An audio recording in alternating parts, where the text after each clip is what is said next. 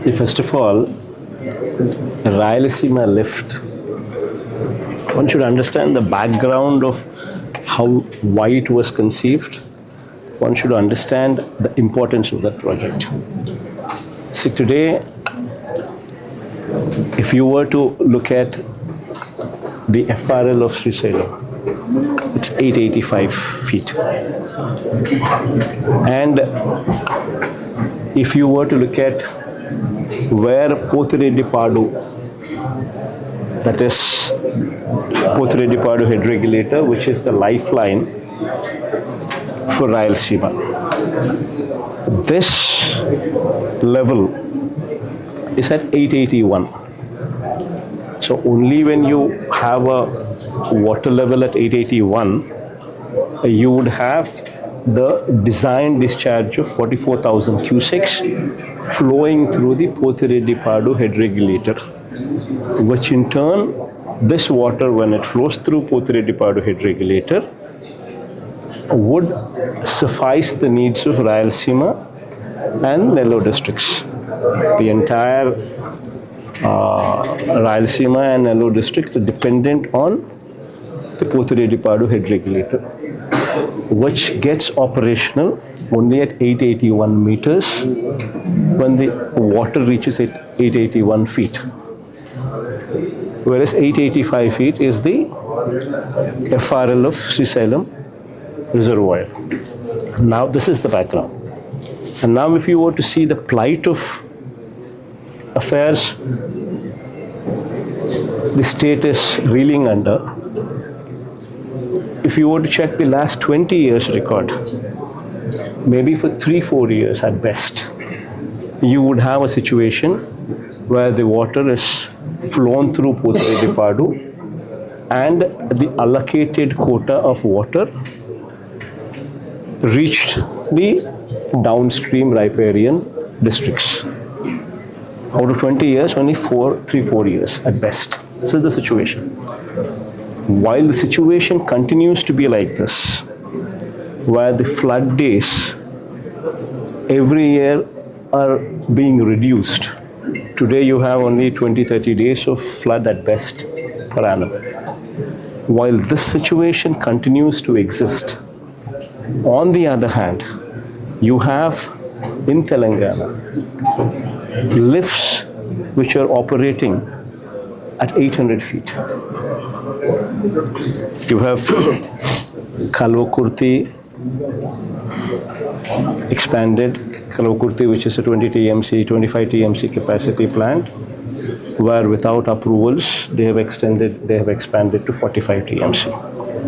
You have SLBC at 825 feet, which is another 40 TMC capacity.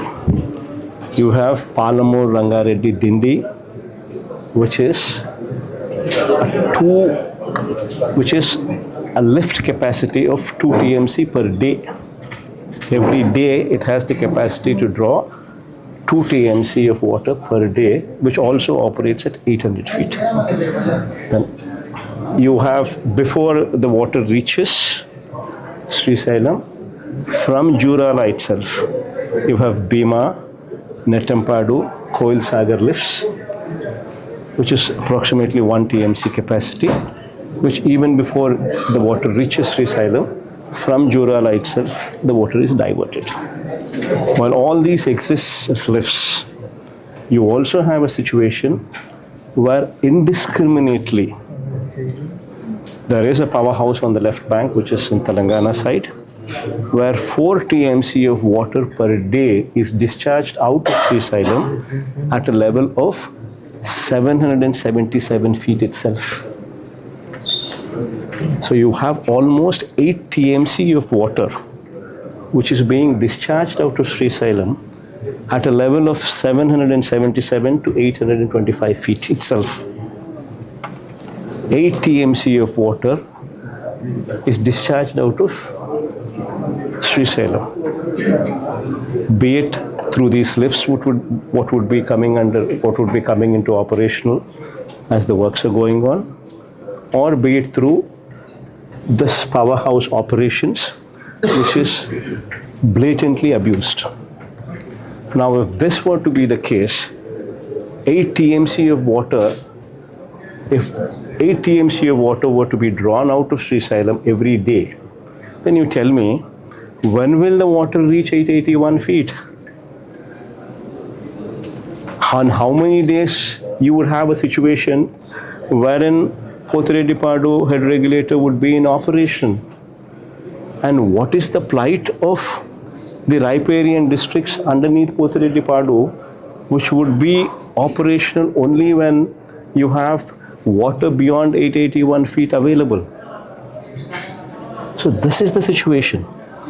And in this situation, to correct the odds, what we are doing is, Rayalaseema lift is conceived at 800 feet, wherein which has a capacity to draw out 3 TMC of water per day. This is not a new project. The waters drawn out of Rayalaseema lift, the 3 TMC capacity, which would be functional at 800 feet, is only going to supplement the requirements of Pothredipadu. The water is going to be drawn out and poured into the Pothredipadu canal itself. And the water is going to go through the existing canal network itself. And the water is going to reach the existing dams itself. No fresh dams are conceived. The water is going to flow only through the existing canals, reach the existing reservoirs which have already been in existence for decades. So it is not a new project. So one should not, make an issue of this where there is no issue. It is being conceived, it is being done as an insurance. If this insurance were not to be in existence, then this indiscriminate use of powerhouse will never cease to exist. It's a capacity which is made available as an insurance. And this is very much required considering the situation. Whereas Chandrababu Naidu, who has least compassion for farmers, or least compassion for Rayalaseema area, is making a mockery of this. In fact, the Chief Minister of Telangana, there is a Congress Chief Minister. Unfortunately, look at the contradiction here.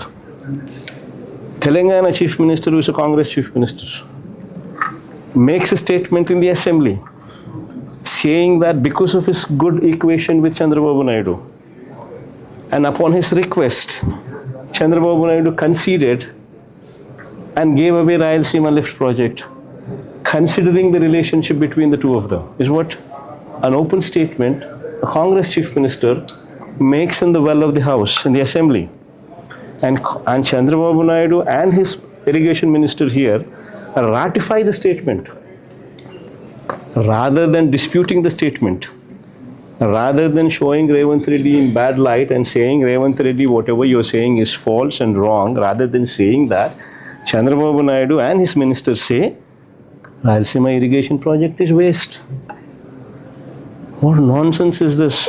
When this is the significance of this project, when this is the importance of this project, and everybody within the state of Andhra Pradesh is fully aware of the significance of the state, of this project, this man is so irresponsible and considers his relationship with Rayalaseema Reddy more important than the interests of the farmers within the state of Andhra Pradesh. In fact, if this project were to be operational, this would be an insurance for the waters to Rayalaseema. And if Rayalaseema gets the allocated sufficient water, then the dependence on Godavari waters which are coming into Krishna need not be taken to Rayalaseema. They can be used to stabilize the Krishna Delta here itself. So this is a project which is very important for the state, not only Rayalaseema alone.